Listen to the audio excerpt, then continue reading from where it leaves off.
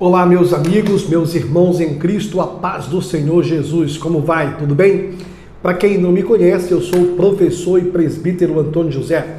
Uma honra muito grande estar aqui com vocês novamente. A lição de hoje é a lição de número 7. E a lição de número 7, ela fala sobre a teologia de Bildade, se há sofrimento, há pecado oculto, ponto de interrogação. O texto áureo desta lição diz: se teus filhos pecaram contra ele, também ele os lançou na mão da sua transgressão. Jó capítulo 4, versículos 7 e 8. A verdade prática desta lição diz: a existência do sofrimento não quer dizer que haja pecado oculto. Queridos, o primeiro tópico desta lição fala sobre o pecado em contraste com o caráter justo e santo de Deus.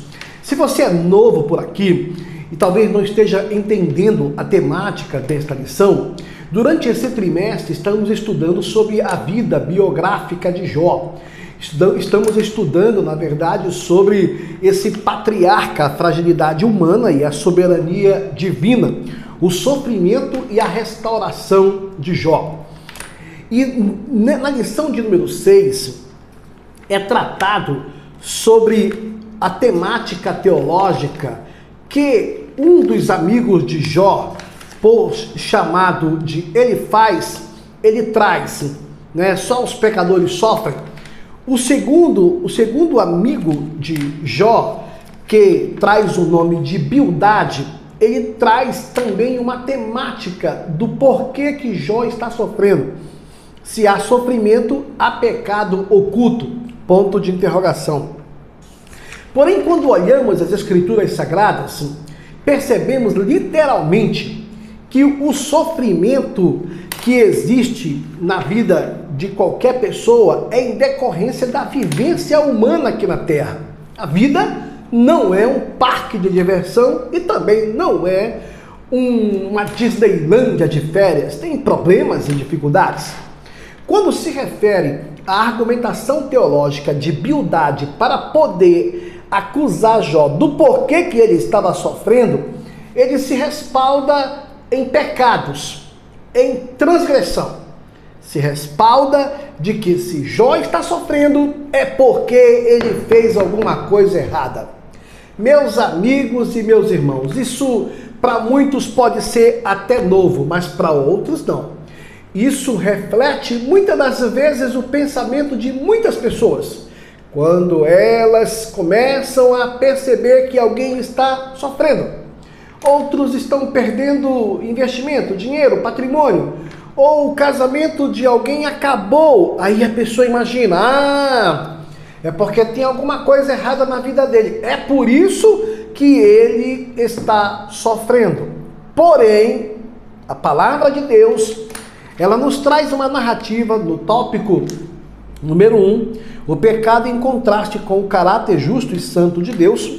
Temos que entender, primeiro, que Deus deu testemunho de Jó.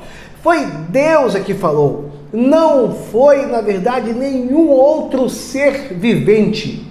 A palavra de Deus nos narra em Jó capítulo 1, versículo 8, que quando ele teve uma fala com Satanás, o diabo, o Senhor disse, e disse o Senhor a Satanás: observastes tu a meu servo Jó?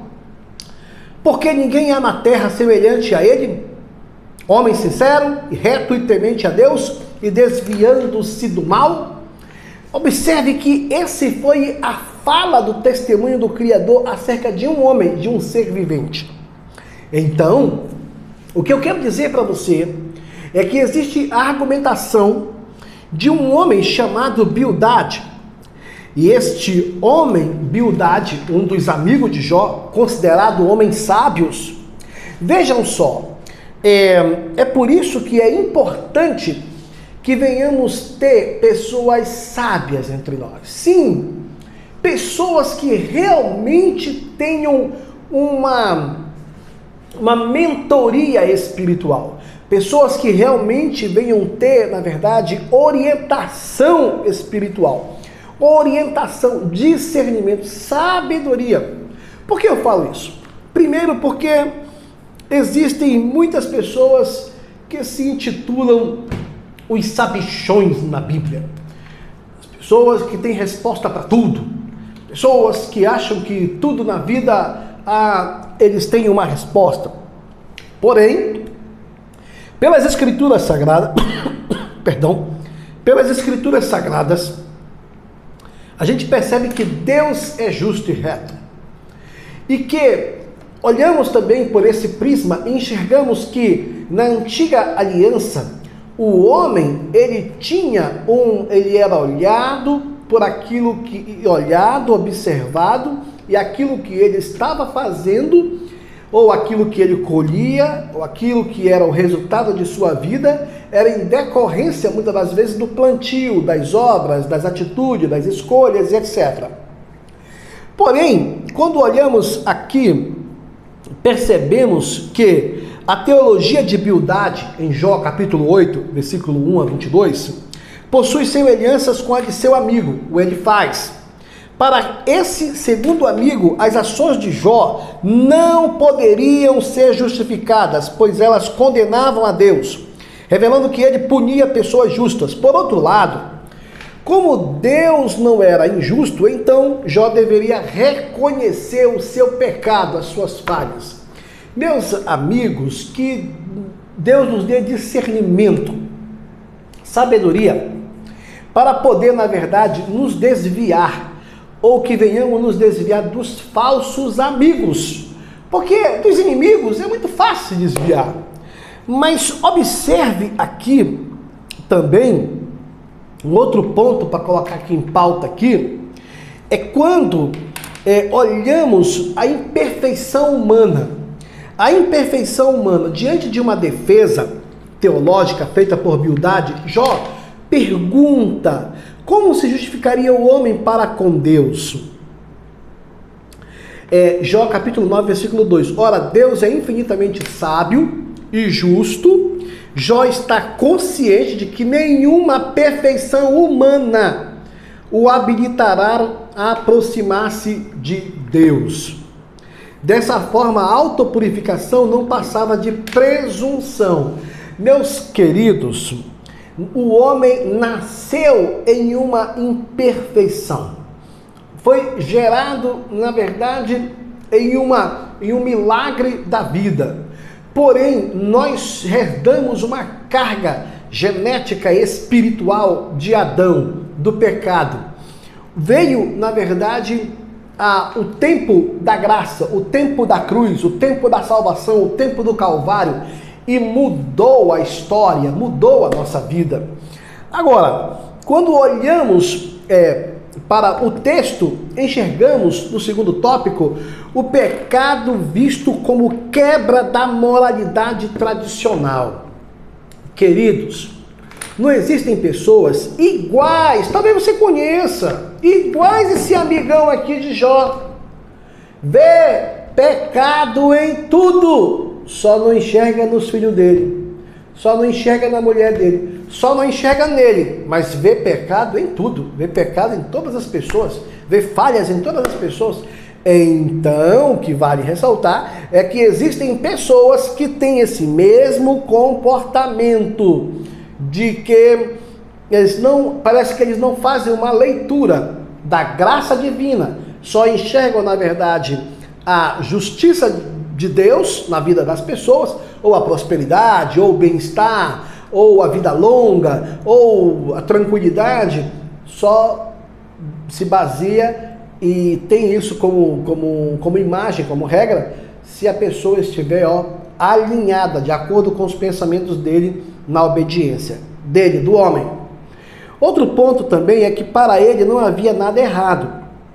Quando fez a defesa da justiça divina, da mesma forma que acreditou estar correto quando defendera a moralidade dos seus dias.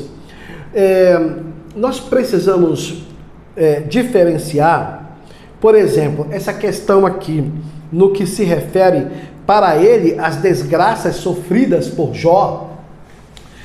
ocorreram por causa da quebra da moralidade estabelecida como o entendimento de beldade. Era o de que o universo é controlado por leis morais inflexíveis ao quebrá-las. Jó sofreu as consequências da mesma forma que sofre quem quebra a lei da gravidade. Queridos, nós precisamos entender que a forma que Deus olha para cada um dos seres humanos é completamente diferente. Tem pessoas que vai passar a vida toda em pecado e nada de mal vai acontecer com elas. Porém, há um detalhe interessante. Não quer dizer que isso vai ficar assim. Aparentemente, tá tudo bem, mas existe um câncer espiritual aí na sua vida. Aparentemente, nada de mal está acontecendo, mas não vai ficar de graça, não vai ficar por si, assim mesmo. Há um resultado, há uma cobrança divina. No caso de Jó sofrer isso, eu falo porque a palavra de Deus nos fala aqui, Jó capítulo 1, versículo 8, o próprio Deus deu um depoimento da vida de Jó, que ele era um homem íntegro, reto, sincero, se desviava do mal, ele era um exemplo dos homens na terra. Só que tem um detalhe, existem pessoas que elas acreditam, na verdade, que em continuar fazendo o mal, já é o inverso, em continuar nas suas vidas de pecado, em continuar nas suas escolhas. E aparentemente, tá tudo bem, porém, há uma prestação de conta. Haverá uma prestação de contas. Ele quer abandonar toda a instância humana e apelar para o mediador, redentor, que defenderá sua causa. Ele não quer mais se defender. Ao invés disso, apela para alguém totalmente justo que vai ficar entre ele e Deus. Queridos, Jó, capítulo 19, versículo 25, ele chega a dizer: eu sei que o meu Redentor vive. Queridos, profeticamente, estava vendo o Calvário, estava vendo o mediador, estava vendo, na verdade, um resultado da sua vida. E aqui, eu quero colocar aqui em pauta, que todos nós, que vivemos nesta vida, vamos sempre se deparar com um ele faz, com uma humildade. Uma coisa interessante, amados, todos nós vamos e temos e precisamos e carecemos e vamos estar pelo processo da purificação e da presença de Deus. Deus, ele conhece cada um de nós. Deus, ele conhece você, o seu comportamento, as suas ideias, os seus planos, os seus projetos.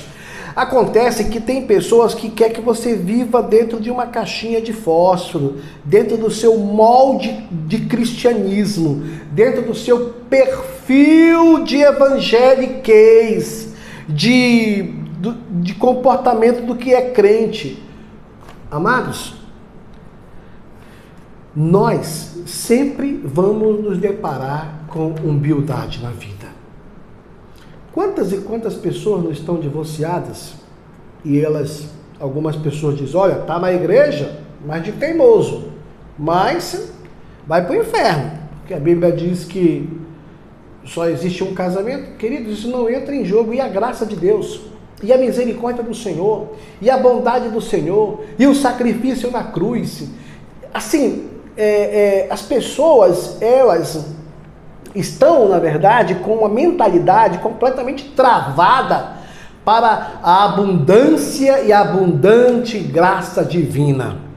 Outro ponto também é que o pecado, em contraste com a majestade de Deus, que, número 1, a grandeza de Deus. Aí tem um outro ponto interessante que fala sobre a questão da transgressão, a questão, na verdade, do delito. Meus irmãos, todos nós temos falhas, todos nós temos pecados, todos nós temos um passado. Todos nós. E se tudo que acontece na nossa vida é em decorrência de alguma falha, de algum erro, de alguma coisa, Querido, nós temos que fazer uma reflexão sobre gratidão, sobre vida com Deus, sobre comunhão com o Senhor. Senão, o que acontece? No nosso dia a dia, nós sempre vamos ter, na verdade, pessoas no nosso caminho com esse perfil de humildade. Só se nós temos comunhão com Deus, se nós temos relacionamento com Deus, intimidade com Deus, sabe o que vai acontecer? As pessoas podem te acusar do que quiser, como acusar aqui Jó. Homem íntegro, reto, temente a Deus, se afastava do mal, mas tinha pessoas ainda que enxergavam pecado nele. E olha que a Bíblia fala que eram amigos dele. Amigos conhecem intimidade, amigos conhecem a pessoa, conhecem a intimidade, o relacionamento, mas eram os próprios amigos que o estavam acusando. O que nós podemos entender é que a palavra de Deus, ela nos narra e nos mostra que nada pode nos separar do amor de Deus. Nada pode nos distanciar do Senhor. Você é precioso e é amado de Deus. E que Deus te livre e que você tenha discernimento para poder se afastar dos falsos amigos. Porque dos inimigos é muito fácil se afastar. Que Deus te abençoe e te guarde. E até o próximo vídeo.